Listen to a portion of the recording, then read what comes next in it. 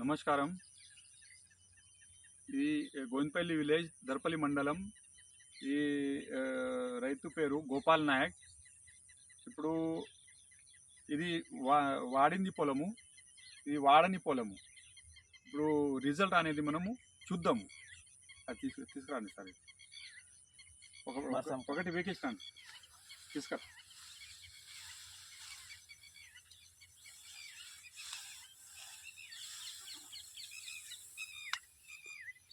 ఇది వాడింది, ఇది వాడింది పొలంలోని దూపు, ఇది వాడని పొలంలోని దూపు. ఇటు కూడా తీసుకురండి సార్.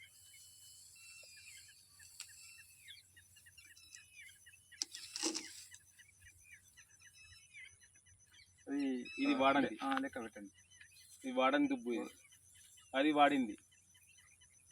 ఇది 1 2 3 4 5 6 7 8 9 10 11 వచ్చినాయి. 10 11. ఇది ఏంటి?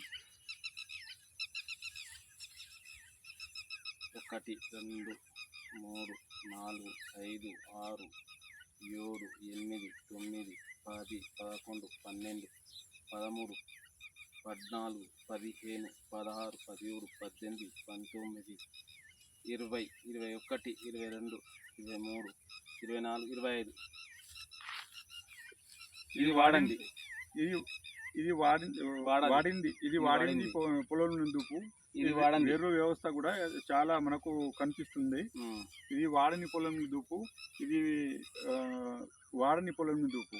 ఈ రిజల్ట్ మీకు కనబడుతుంది. ఇది ఏమేమి వాడారు సార్, ఒకసారి చెప్తారా? హరిసంజీని వాడారు.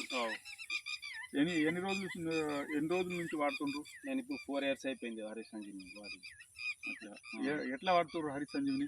4 స్టెప్ లో ఎట్లా వాడుతుంటారు? 4 స్టెప్లో ఎట్లా అంటే, ఫస్ట్ మనం ఎవరైనా కానీ మనం నాటేసేటప్పుడు బీస్ వాడుకుంటాం. వాడినప్పుడు ఆ బీస్లో మనకు ఒక నంబర్ ఉంటుంది. అంటే తుకంకు వేసిండ్రా?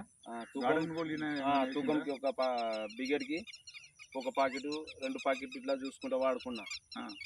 వాడిన తర్వాత మన బీస్లో ఇది హరిసంజన్ అనేది మన డబ్బాలో 4 పాకెట్లు వస్తాయి. 4 పాకెట్లు అంటే ఫస్ట్ పాకెట్ బీస్లో కలుపుకుంటుందా లేదా?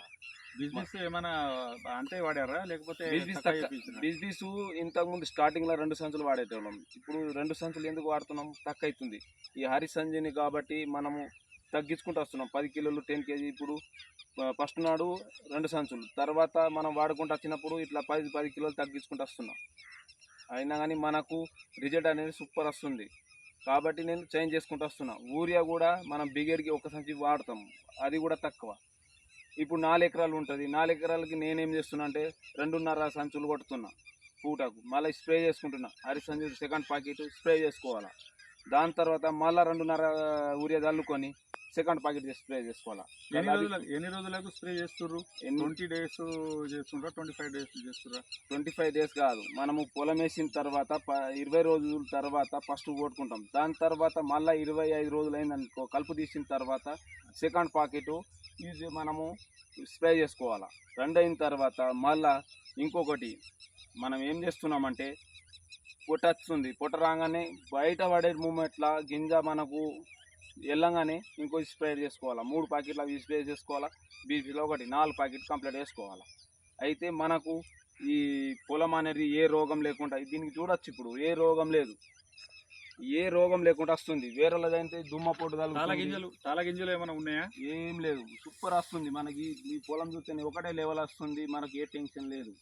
అందుకోసం 4 సంవత్సరాల నుంచి వాడుతున్నా కాబట్టి ఇంకా వాడాలని నా మనసు దీని మీదనే పోతుంది. అయితే మీరే వాడుతుండ్రా, ఇంకా కొన్ని మీ రైతులను ఎక్స్ప్లెయిన్ చేసి వాడిపిస్తుండ్రా? మా పక్క పంట 4-5 మందికి నేను చెప్పిన. పోయినసారి 4 మంది వాడిండ్రు. ఇప్పుడు కూడా అదే వాళ్ళే చెప్తుండ్రు, పాకెట్ తెప్పి అని. ఇక నేను తెప్పించేయాలి. ఇప్పుడు మన దర్పల్లో ఇప్పుడు ఆల్రెడీ ఒక షాప్ ఓపెనింగ్ అయింది. అది అందులోకి వెళ్ళి తెప్పి మీరే తీసుకుంటారని చూపెట్టేసిన. ఆల్రెడీ వాళ్ళు తీసుకుంటారు. ఇప్పుడు వడ్లకు దిగుబడి ఏమైనా ఉందా? డిఫరెంట్ అనిపిస్తుందా?